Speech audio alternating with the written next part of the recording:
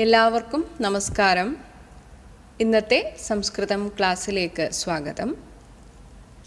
കഴിഞ്ഞ ഭാഗത്തിൽ നമ്മൾ പഠിച്ച ആ പാഠവുമായി ബന്ധപ്പെട്ട് ഒരു ചോദ്യം ചോദിച്ചിരുന്നു. ലോപയുടെ കയ്യിൽ എത്ര ഗോട്ടികളാണ് ഉള്ളത്? അപ്പോൾ ഉത്തരം ഏകാദശ, 11. എല്ലാവർക്കും ഉത്തരം കിട്ടിയിട്ടുണ്ടാകും എന്ന് വിശ്വസിക്കുന്നു. പിന്നീട് നമ്മൾ തുടങ്ങി വെച്ചിരുന്നു വിഭക്തി പഠിക്കാൻ. അതിൽ ദ്വിതീയ വിഭക്തിയാണ് പഠിച്ചുകൊണ്ടിരുന്നത്. 3 അർത്ഥം വരുമ്പോഴാണ് അത് ഉപയോഗിക്കുന്നത് എന്ന് പറഞ്ഞു. അതിനെ, അതിനോട്, അതിലേക്ക്. ഇതിൽ നമ്മൾ അതിനെ എന്ന് വരുന്ന ആ ഒരു ഉദാഹരണങ്ങൾ പഠിച്ചു. ഇവിടെ ചെറിയൊരു വ്യാകരണ പിശക് വന്നതായി ശ്രദ്ധിച്ചു. അപ്പം അത് ഇന്ന് തിരുത്തുകയാണ്. അതായത് അഹം ത്വാം സ്നിഹ്യാമി എന്നാണ് പറഞ്ഞത്. അപ്പോൾ ഇത് എന്തുകൊണ്ട് പറ്റുന്നു എന്ന് വെച്ചാൽ, നമ്മളിങ്ങനെ തർജിമ ചെയ്യുന്ന സമയത്ത് പറ്റുന്ന ഒരു തെറ്റാണിത്. അപ്പോൾ നമ്മൾ ആ സംസ്കൃത ഭാഷയിൽ കൂടുതൽ പഠിക്കുമ്പോഴാണ് ഇത്തരത്തിലുള്ള പ്രയോഗങ്ങൾ ഏത് വിഭക്തിയിലാണ് വരിക എന്ന് മനസ്സിലാവുക. അപ്പോൾ തർജ്ജിമ ചെയ്യുമ്പോൾ ഇതിൽ തെറ്റില്ല. അതായത് അഹം ത്വാം സ്നിഹ്യാമി, ഞാൻ താങ്കളെ സ്നേഹിക്കുന്നു, നിന്നെ സ്നേഹിക്കുന്നു എന്ന് തന്നെയാണ് തർജ്ജിമ വരിക. പക്ഷേ സംസ്കൃത വ്യാകരണത്തിൻ്റെ ഒരു നിയമപ്രകാരം ഈ സ്നിഹ് എന്നതിൻ്റെ രൂപങ്ങൾ സ്നിഹ്യതി, സ്നിഹ്യാമി ഇങ്ങനെയൊക്കെ വരുമ്പോൾ സപ്തമി വിഭക്തിയിൽ പ്രയോഗിക്കണം എന്നാണ് നിയമം. എന്നാൽ നമ്മൾ സപ്തമി വിഭക്തിയിൽ പ്രയോഗിക്കുമ്പോൾ അഹം ത്വയി സ്നിഹ്യാമി എന്നാണ് വരിക. അപ്പോൾ അതാണ് സംസ്കൃത വ്യാകരണ പ്രകാരം ശരിയായിട്ടുള്ള പ്രയോഗം. പക്ഷെ നമ്മൾ ഇതിനെ തർജിമ ചെയ്യുകയാണെങ്കിൽ നമുക്കൊരു അർത്ഥം യോജിക്കാത്തത് പോലെ തോന്നും. അതായത് ത്വയി എന്നതിന് നിന്നിൽ എന്നാണ് അർത്ഥം. അപ്പം ഞാൻ നിന്നിൽ സ്നേഹിക്കുന്നു എന്ന് പറയുമ്പോൾ നമുക്ക് മലയാളത്തിലൊക്കെ തർജ്ജിമ ചെയ്യുമ്പോൾ ഒരു സുഖം തോന്നില്ല. പക്ഷേ അതാണ് അതിൻ്റെ സംസ്കൃതത്തിലുള്ള ആ ഒരു ശരിയായ പ്രയോഗം. അപ്പോൾ സംസ്കൃതം പഠിക്കുമ്പോൾ നമ്മൾ ഇത്തരത്തിലുള്ള പ്രയോഗങ്ങൾ കൂടെ ശ്രദ്ധിക്കണം. അതിന് ഒരുപാട് വായിക്കുകയും കേൾക്കുകയും ചെയ്യുക തന്നെ വേണം. അപ്പോൾ ഏതു ഭാഷയ്ക്കും അത് പ്രധാനമാണ്. അപ്പോൾ ഇനി ദ്വിതീയ വിഭക്തിയുടെ അടുത്ത അർത്ഥം വരുന്ന ഉദാഹരണങ്ങൾ നോക്കാം. അതിനോട്. അപ്പം ഇവിടെ പ്രയോഗത്തിന് വ്യത്യാസമൊന്നുമില്ല. മുൻപ് പറഞ്ഞതുപോലെ അഹം എന്നതിൻ്റെ ദ്വിതീയ മാം, എന്നെ. അപ്പോൾ ഇത് സാഹചര്യത്തിനനുസരിച്ചാണ് നമ്മൾ അതിൻ്റെ അർത്ഥം മാറ്റി പ്രയോഗിക്കേണ്ടത്. അല്ലെങ്കിൽ നമ്മൾ അത് തർജിമ ചെയ്യുമ്പോൾ നമുക്കത് മാറ്റേണ്ടത്. അപ്പോൾ ഇവിടെ നോക്കൂ, സഹ മാം വദതി, അവൻ എന്നോട് പറയുന്നു. അപ്പോൾ ഇവിടെ ഈ വദതി, പൃച്ഛതി, പറയുന്നു, ചോദിക്കുന്നു ഇങ്ങനെയൊക്കെ വരുമ്പോഴാണ് അതിനോട് എന്ന ആ ഒരു പ്രയോഗത്തിൽ നമ്മളത് അർത്ഥമെടുക്കേണ്ടത്. ഇനി പിതാ പിതരം, മാതാ പിതരം പൃച്ഛതി, അമ്മ അച്ഛനോട് ചോദിക്കുന്നു. കൃഷ്ണഃ കൃഷ്ണം, രാധ കൃഷ്ണം വദതി. ഇങ്ങനെയുള്ള ഉദാഹരണങ്ങൾ വരുമ്പോഴാണ്, വാക്യങ്ങൾ വരുമ്പോൾ അവിടെ അതിനോട് എന്ന് അർത്ഥത്തിൽ ദ്വിതീയ വിഭക്തി വരുന്നു. ഇനി അടുത്ത ദ്വിതീയ വിഭക്തിയുടെ അർത്ഥം അതിലേക്ക്. ഇവിടെയും കൂടുതലും നമ്മൾ ഈ പോകുന്നു എന്ന അതിൻ്റെ പല രൂപങ്ങൾ വരുമ്പോഴാണ് ഈ ഒരു അർത്ഥം വരിക. അഹം നഗരം ഗച്ഛാമി, ഞാൻ നഗരത്തിലേക്ക് പോകുന്നു. ത്വം ഗൃഹം ഗച്ഛസി, സഹ വിദ്യാലയം ഗച്ഛതി. അപ്പോൾ ഇങ്ങനെ സാഹചര്യത്തിനനുസരിച്ചാണ് ഈ വിഭക്തിയുടെ അർത്ഥവ്യത്യാസം നമ്മൾ മനസ്സിലാക്കേണ്ടത്. ഇനി ദ്വിതീയ വിഭക്തി വരുമ്പോൾ നമ്മളെങ്ങനെ ചോദ്യങ്ങൾ ചോദിക്കും. അപ്പോൾ അതും കൂടെ അറിയുമ്പോൾ നമുക്കത് കുറച്ചുകൂടെ പരിചിതമാകും. അപ്പോൾ ഭവാൻ കം വന്ദത്തെ, ആരെയാണ് വന്ദിക്കുന്നത്? അപ്പോഴാണ് ഉത്തരം പറയേണ്ടത് അഹം കൃഷ്ണം വന്ദേ. ഇനി സഹ താം ജാനാതി വാ, അവൻ അവളെ അറിയുമോ? അപ്പോഴാണ് ഉത്തരം പറയേണ്ടത് ആം സഹ താം അവളെ ജാനാതി. ഇനി അടുത്ത ചോദ്യം വരുന്നത് ഭവാൻ കം പൃച്ഛതി, താങ്കൾ ആരോടാണ് ചോദിക്കുന്നത്? അപ്പോൾ ഉത്തരം വരിക അഹം പിതരം പൃച്ഛാമി. ഇനി അതിലേക്ക് പോകുന്നു എന്ന് പറയുമ്പോൾ എങ്ങനെ ചോദിക്കും? മാതാ കുത്ര ഗച്ഛതി, അമ്മ എവിടെ പോകുന്നു? മാതാ നഗരം ഗച്ഛതി. അപ്പോൾ ദ്വിതീയ വിഭക്തി ഉപയോഗിക്കുമ്പോൾ രണ്ട് രീതിയിലാണ് ചോദ്യങ്ങൾ വരിക. ഒന്ന് കം, മറ്റൊന്ന് കുത്ര. അപ്പോൾ ഇതുകൂടെ ഒന്ന് ഓർത്തു വയ്ക്കുക. അപ്പം നമ്മളിവിടെ ദ്വിതീയ വിഭക്തിയുടെ ഏകവചനം മാത്രമേ നോക്കിയിട്ടുള്ളൂ. അപ്പോൾ ഇതേപോലെ ഇതിന് ദ്വിവചനം ബഹുവചനവും വേറെ വേറെ വാക്കുകളാണ് നമ്മൾ ഉപയോഗിക്കുക.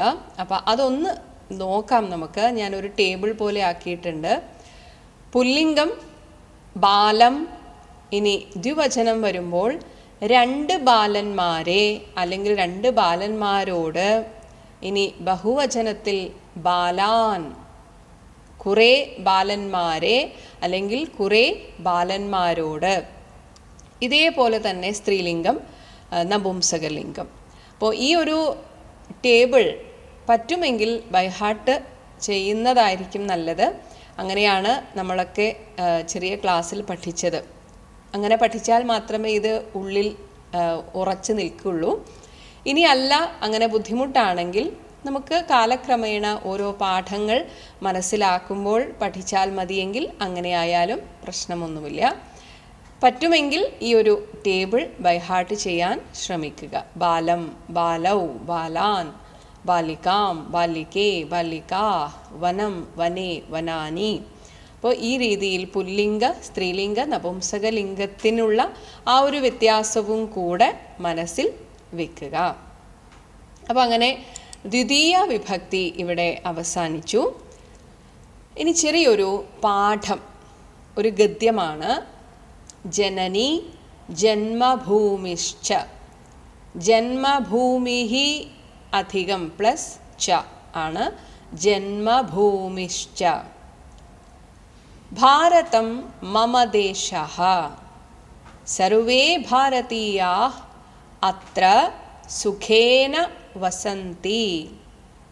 അഹം ഭാരതേ സ്നിഹ്യാമി. ജനനി ജന്മഭൂമിശ്ച സ്വർഗാദപി ഗരീയസി. സ്വർഗാത്ത്, സ്വർഗാത്ത് പ്ലസ് അപി ആണ് സ്വർഗാദപി. അപ്പോൾ ജനനിയും അമ്മയും മാതാവും മാതൃഭൂമിയും സ്വർഗത്തേക്കാൾ മഹത്തരമാണ്. അപ്പോൾ ഇതിൽ അർത്ഥം പറയേണ്ട ആവശ്യം ഇല്ല എന്നാണ് ഞാൻ വിശ്വസിക്കുന്നത്. എന്തെങ്കിലും സംശയമുണ്ടെങ്കിൽ കമൻറ്റ് ബോക്സിൽ ചോദിക്കാവുന്നതാണ്. അപ്പോൾ തനിയെ അർത്ഥം മനസ്സിലാക്കാവുന്ന വളരെ എളുപ്പമുള്ള വാക്കുകൾ മാത്രമേ ഇതിലുള്ളൂ.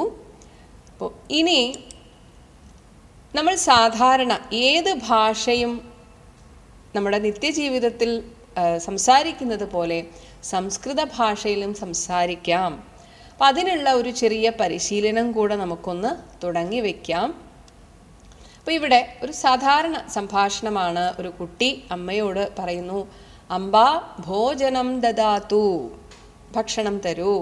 അപ്പോൾ അമ്മ പറയുന്നു, ഉപവിശതു, ഇരിക്കൂ. അഹം ആഗച്ഛാമി, ഞാനിതാ വരുന്നു. അങ്ങനെ കുട്ടി ഓദനം, ചോറ്, ഖാദതി, കഴിക്കുന്നു. അപ്പോൾ ബാലകഃ, കുട്ടി ചോദിക്കുകയാണ്, കിഞ്ചിത് ക്വഥിതം ദദാതു. ക്വഥിതം സാമ്പാർ, കുറച്ച് സാമ്പാർ തരൂ. സ്വീകരോതു, എടുത്തോളൂ. കിഞ്ചിതപി ഓദനം ആവശ്യകം വാ, കുറച്ചുകൂടെ ചോറ് വേണമോ? അപ്പോൾ കുട്ടി ന പര്യാപ്തം, മതിയായി. അപ്പോൾ ഇത് വീട്ടിൽ മറ്റുള്ള അംഗങ്ങൾക്ക് ഇതൊക്കെ പറഞ്ഞു കൊടുത്താൽ വെറുതെ ഒരു രസത്തിന് ഇങ്ങനെയൊക്കെ ഒന്ന് വീട്ടിൽ സംസാരിച്ച് പഠിക്കുകയാണെങ്കിൽ നല്ല രസമായിരിക്കും. അപ്പോൾ സംസ്കൃതത്തിൽ സംസാരിക്കാനും കൂടെ ഒന്ന് ശ്രമിച്ച് നോക്കുക. ഇത് പതുക്കെ പതുക്കെ ആവുള്ളൂ, എന്നാലും ഒന്ന് ശ്രമിച്ച് നോക്കിയാൽ നമുക്ക് ആ ഒരു സംസ്കൃതം സംഭാഷണത്തിലും ഉപയോഗിക്കാം. ഇനി പതിവ് പോലെ ഒരു സുഭാഷിതം. ഇവിടെ വിദ്യ എന്നതുകൊണ്ട് ഇവിടെ ഉദ്ദേശിക്കുന്നത് ആത്മവിദ്യയാണ്. അപ്പോൾ ആ ആത്മവിദ്യയുടെ ഒരു മഹത്വത്തെക്കുറിച്ചാണ് ഇവിടെ പറയുന്നത്. വിദ്യാ വിഭാതി സർവത്ര വിദ്യാ ഹി പരമം ധനം വിദ്യയാ ലഭത്തെ സർവം വിദ്യൈവ പരമാ ഗതിഃ. വിദ്യ, ആ ആത്മവിദ്യ സർവത്ര വിഭാതി, എല്ലായിടത്തും പ്രകാശിക്കുന്നു. വിദ്യാഹി, വിദ്യയാണല്ലോ പരമം ധനം, നമുക്ക് കിട്ടാവുന്നതിൽ വെച്ച് ഏറ്റവും നല്ല ഒരു ധനം എന്ന് പറയുന്നത് ആ ആത്മവിദ്യയാണ്. നമുക്ക് നമ്മെ അറിയുക, അതാണ് ഏറ്റവും ശ്രേഷ്ഠമായിട്ടുള്ളത്. അങ്ങനെ ഒരു വിദ്യയാൽ ലഭതേ സർവം ലഭതേ, എല്ലാം ലഭിക്കും. നമുക്ക് പിന്നെ ഇവിടെ ദുഃഖങ്ങൾ ഒന്നും ഉണ്ടാവുകയില്ല. വിദ്യ തന്നെയാണ്, അതാണ് വിദ്യൈവ പരമാഗതിഃ. നമ്മുടെ ഏറ്റവും ഒരു ലക്ഷ്യമായിട്ട്, നമുക്ക് ആത്യന്തികമായ ഒരു ലക്ഷ്യമായിട്ട് നമ്മൾ കരുതേണ്ടതും വിദ്യയെ തന്നെയാണ് എന്ന് ഈ ഒരു സുഭാഷിതം പറയുന്നു. അപ്പോൾ ഇന്നത്തെ സംസ്കൃതം ക്ലാസ് ഇവിടെ അവസാനിക്കുന്നു. ധന്യവാദഃ. ശ്ലോക 9. കാരുണ്യാത് കാമമന്യം ദദതി ഖലു പരേ സ്വാത്മതസ്ത്വം വിശേഷാത് ഐശ്വര്യാദീശതേന്യേ ജഗതി പരജനേ സ്വാത്മനോപീശ്വരസ്ത്വം ത്വയി ഉച്ചൈരാരമന്തി പ്രതിപദമധുരേ ചേതനാ സ്ഫീതഭാഗ്യാ ത്വം ചാത്മാരാമ ഏവേത്യതുലഗുണഗണാധാര ശൗരേ നമസ്തേ. പദച്ഛേദഃ. കാരുണ്യാത് കാമമന്യം ദദതി ഖലു പരേ സ്വാത്മതസ്ത്വം വിശേഷാത് ഐശ്വര്യാത് ഈശതേ അന്യേ വിശേഷാദൈശ്വര്യാദീശതേന്യേ ജഗതി പരജനേ സ്വാത്മനഃ അപി ഈശ്വരഃ ത്വം സ്വാത്മനോപീശ്വരസ്ത്വം ത്വയി ഉച്ചൈഃ ഉച്ചൈരാരമന്തി പ്രതിപദമധുരേ ചേതനാ സ്ഫീതഭാഗ്യാസ്ത്വം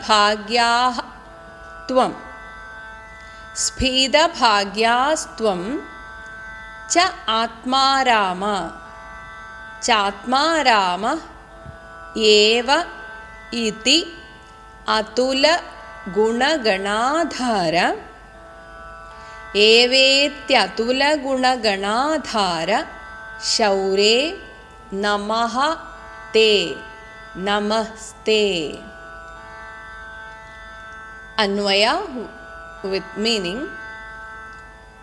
In this shloka also Melpattur says, what is the important to worship Lord Krishna of Guruvayur?